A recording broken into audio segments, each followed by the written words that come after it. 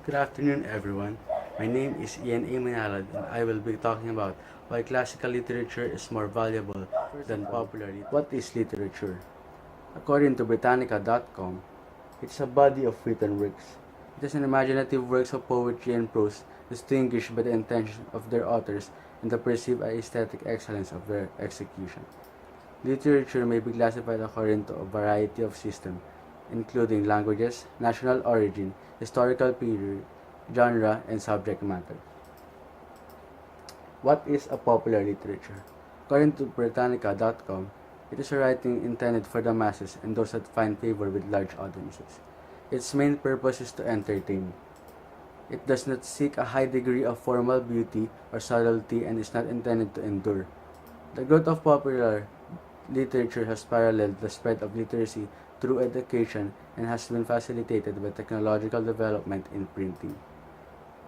With the Industrial Revolution, works of literature which were previously produced for consumption by small, well-educated elites became accessible to large sections and even majorities of the members of a population. What is a classical literature? According to Britannica.com, it is the literature of ancient Greece and Rome.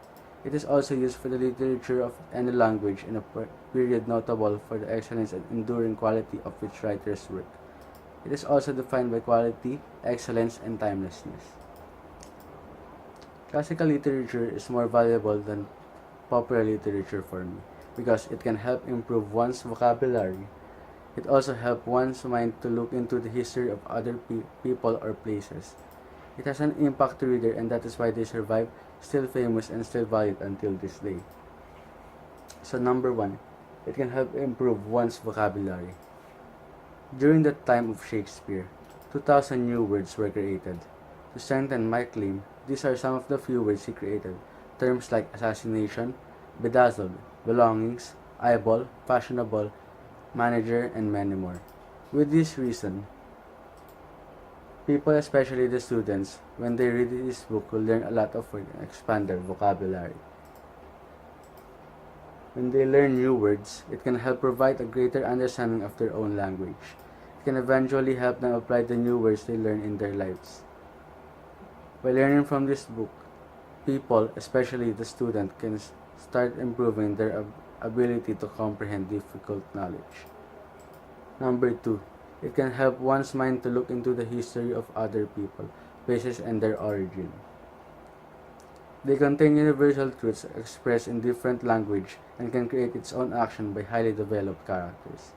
It is mostly based on facts and from the first-hand experience of the author.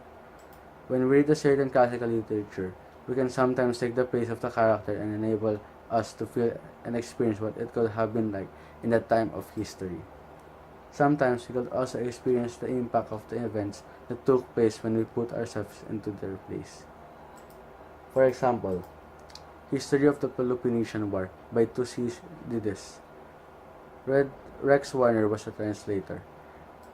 Written 400 years before the birth of Christ, this detailed contemporary account of the long life and death struggle between Athens and Sparta stands as an excellent chance of fulfilling its author's ambitious claim. Thucydides himself was an Athenian and achieved the rank of general in the earlier stages of the war. He applied thereafter a passion for accuracy and a contempt for myth and romance in compiling this factual record of a disastrous conflict. Credits to Goodreads.com. Here is the book of the History of Peloponnesian War by Thucydides. So number 3, it has an impact to readers, and that is why they survive, still famous and still valued until this day. Also, when reading a classical literature, it has us the problem of or the wrongdoings the humans have made in the past. In effect, the readers avoid the mistakes of the people from the past. It also helps us appreciate how attitudes have changed over time, and that leads to a deeper understanding of why we are here and who are we today. It tells us about our past. So, I understand that people consider popular literature as more valuable as classical literature because people tend to read the popular literature because it can relate to our modern days. Popular literature was created to entertain. People nowadays tend to read more about romance, action, adventure, fairy tale, fantasy, and many more. By the old times, people do not have enough money for the classics. That is why the popular literature arose. Another argument for them is why would they let themselves suffer from reading novels that are hard to read, just like the classical literature. They tend to read the books that are more comprehensible, just like the popular literature. However, popular literature is the term before bestowing a literature as a classical one. Popular literature has to go through many years and ages before becoming a classical one.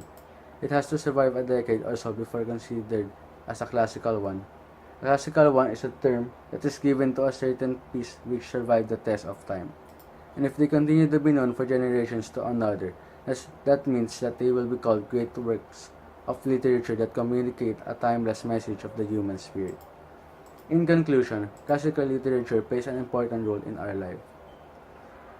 It helps us better understand our past. It helps us correct our mistakes from the past.